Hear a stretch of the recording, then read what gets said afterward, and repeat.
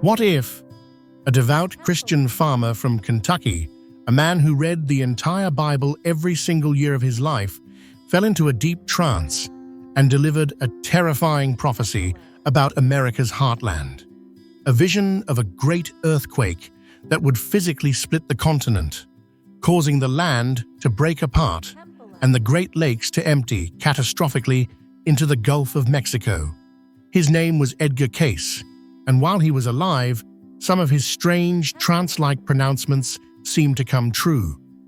But his most chilling vision was of a cataclysm that wouldn't just reshape a nation, but redraw the map of North America entirely. It's a vision that many of his followers believe is slowly, silently, beginning to unfold right now. But this isn't just a story about destruction. It's a story about a warning, a purpose, and a powerful spiritual message hidden within the chaos. Have you ever felt that something big is on the horizon? A feeling of deep, underlying change you can't quite put your finger on? You're not alone, and the story of Edgar Cayce just might offer an explanation for that feeling. To understand the prophecy, you first have to understand the man. Edgar Cayce was born in 1877 into the simple, God-fearing world of rural Kentucky. He was a quiet and deeply religious boy who showed strange abilities from a young age. He claimed he could see and talk with the spirit of his dead grandfather, and that he could learn his school lessons by simply sleeping on his textbooks. But his strange gift wasn't a calling just yet. As a young man, he was trying to make it as a salesman when a mysterious ailment struck him at 21. A creeping paralysis in his throat muscles reduced his voice to a faint whisper. Doctors were baffled. For nearly a year, he could barely speak, his future seemingly erased by a condition nobody could explain. The turning point came when a traveling stage hypnotist passed through town. As a last-ditch effort, Cayce agreed to be put into a trance. While his conscious mind was asleep on stage, something incredible happened. When asked to describe his own problem, he spoke in a clear, strong voice, diagnosing the issue as psychological paralysis and prescribing a treatment to increase blood flow to his throat. Still in a trance, he commanded his own body to heal, and when he woke up, his voice was back. For good. That one event changed everything. Cayce realized that in this sleep-like state, he could access knowledge far beyond his own 8th grade education.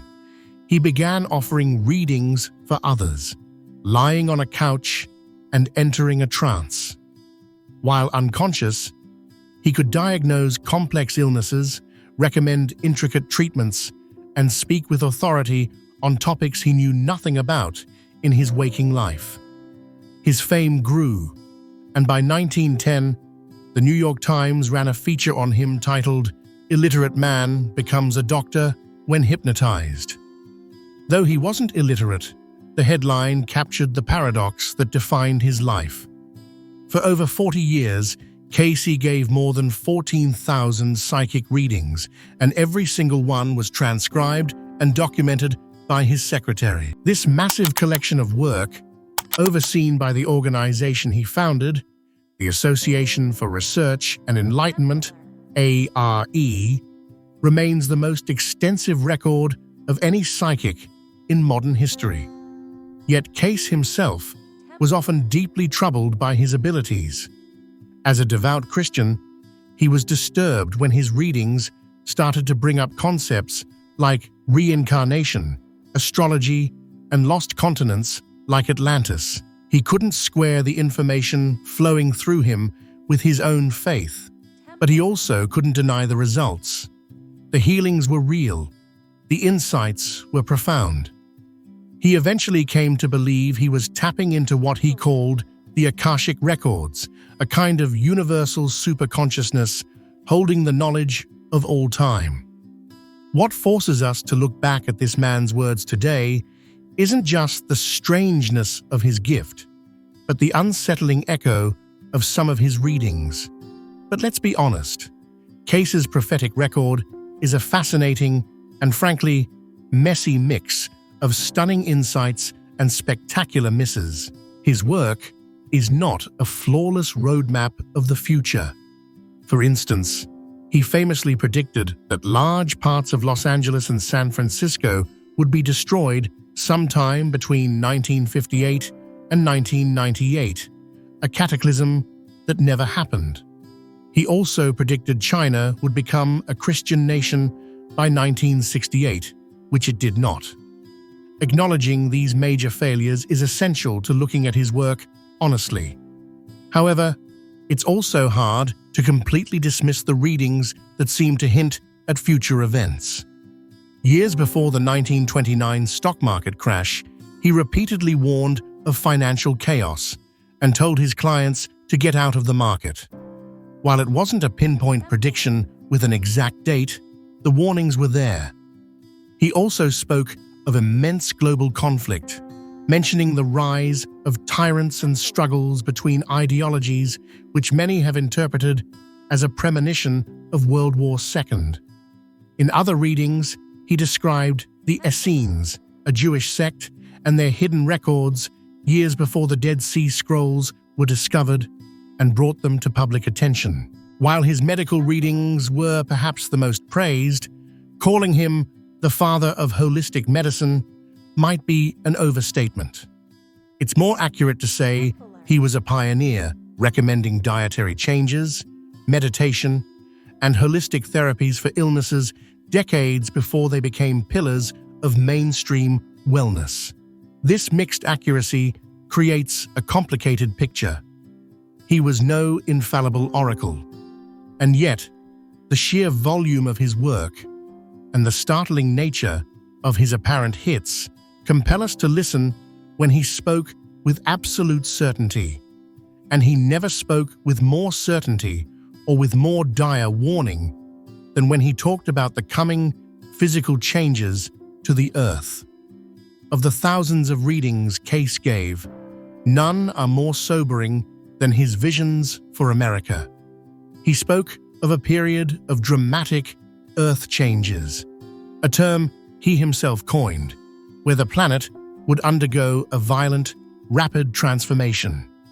He foresaw coastal cities like New York disappearing, much of Japan sinking into the sea, and northern Europe being changed in the twinkling of an eye. But his focus returned, again and again, to the American heartland. He laid out a terrifying sequence of events, stating, "The earth will be broken up in the western portion of America." He prophesied a cataclysm centered in the central United States that would fundamentally alter the nation's geography. Then came the most specific and shocking statement: the waters of the lakes will empty into the Gulf. He repeated this prophecy in different readings, stating that the Great Lakes would drain southward into the Gulf of Mexico. Now, let's be clear. From a modern geological standpoint, this scenario is considered virtually impossible.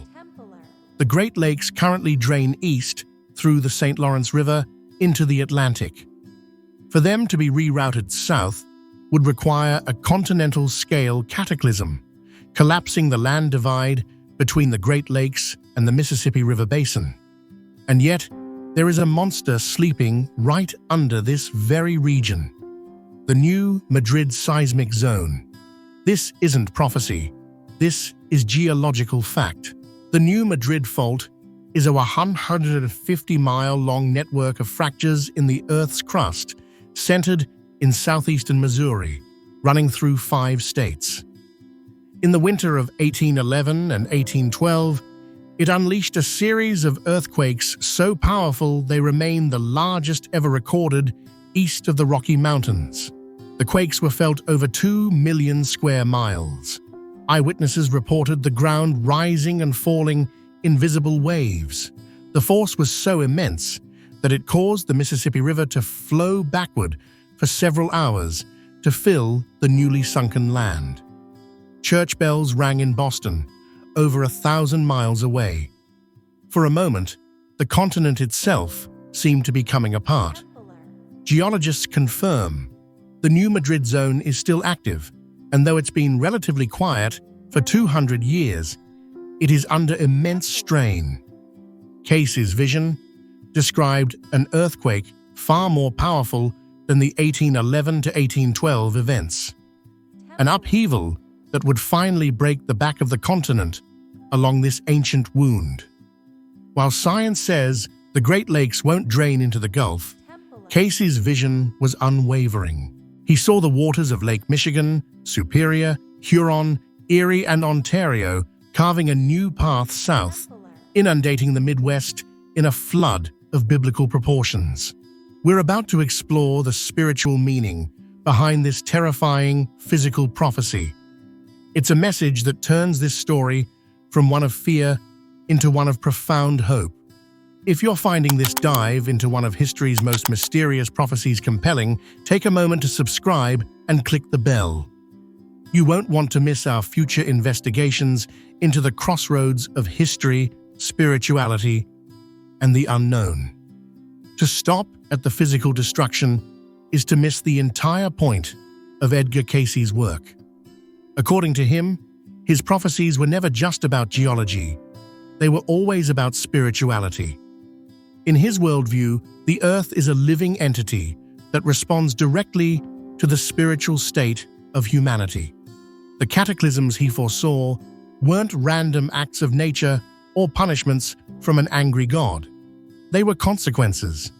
He taught that our collective consciousness, our thoughts, actions, and morality creates a vibration.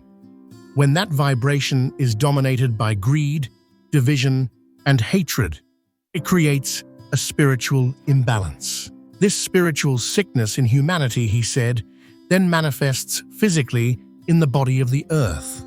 The Earth changes are like a fever, a violent but necessary attempt by the planet to cleanse itself and restore balance. Why the Midwest?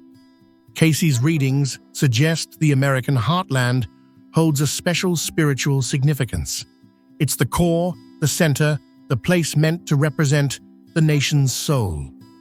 He saw the Mississippi River as a great dividing line, and the central portion of the United States as a place where the spiritual karma of the nation would come to a head. In his readings, Cayce often spoke of a timeless struggle between the forces of darkness and materialism and the forces of light and spiritual purpose. He believed that when a society becomes dominated by selfishness and the lust for power, it sows the seeds of its own physical correction. The earthquakes, the floods, the shifting land, these were the physical harvest of a spiritual planting. So the prophecy of the Great Lakes emptying into the Gulf wasn't just a geological event. It was a symbol of a massive purification. It represented a washing away of the old to make way for the new. The very heart of the nation would be broken open, flooded, and cleansed, forcing a reckoning and a return to the spiritual principles that Cayce believed were the only true foundation for any civilization. And this is where the story pivots, transforming from a narrative of fear into a profound message of hope. Edgar Cayce was adamant about one thing: the future is not set in stone. His prophecies were not announcements of unchangeable doom. They were warnings. They were a glimpse of a probable future based on the path humanity was on. But he insisted that path could be changed. He believed that prayer, meditation, and a fundamental shift in human consciousness could alter the timeline. He taught that if enough people turned away from selfishness and began to live in service to others, expressing what he called brotherly love, the collective vibration of humanity would change. This change, he claimed, could lessen the severity of the earth changes, delay them, or maybe even prevent the worst outcomes entirely. The power, he said, was in our hands. The planet's physical destiny was tied to the spiritual choices of the people living on it. He saw groups of spiritually minded people acting like lightning rods, stabilizing the Earth's energy field through their focused intent and compassionate actions. His solution wasn't to build a bunker or run for the hills. His solution was to go inward, to heal the divisions in our own hearts, to recognize the divine in every single person, to replace fear with faith and judgment with compassion. He believed that if humanity could have a spiritual awakening, the earth would respond gently. The fever would break. The great cataclysm in the Midwest was not a certainty, but a choice. It was the future we were choosing through our collective actions and inaction. But at any moment, he taught, we could choose a different future. In the end, Edgar Cayce's enduring legacy isn't a map of future disasters, but a roadmap for human transformation. His prophecies, whether you see them as literal predictions or as powerful metaphors, serve as a cosmic wake-up call. They force us to look at our relationship with the planet, with each other, and with our own spiritual lives. The vision of an earthquake splitting America's heartland is terrifying. But the idea that our own consciousness can prevent it is perhaps the most powerful prophecy of all. Cayce's message was simple. The outer world is a mirror of our inner world. To change the world, we first have to change ourselves. The question his readings leave us with is not if these prophecies will come true, but what part we will play in the story. Do you believe our collective consciousness can influence physical reality? Are we living in the times of change that Cayce foresaw? Let us know your thoughts in the comments below. This book is your beginner's guide to understanding Scripture. Find peace, build relationships, and discover purpose in today's world. Ready to decode the Bible? Find Bible Decoded available on Amazon now. If this content blesses you and you'd like to support our mission, you can buy me a coffee or give a super thanks. Every contribution helps us create more content to inspire and uplift others. Make sure to subscribe so you don't miss out on my future videos.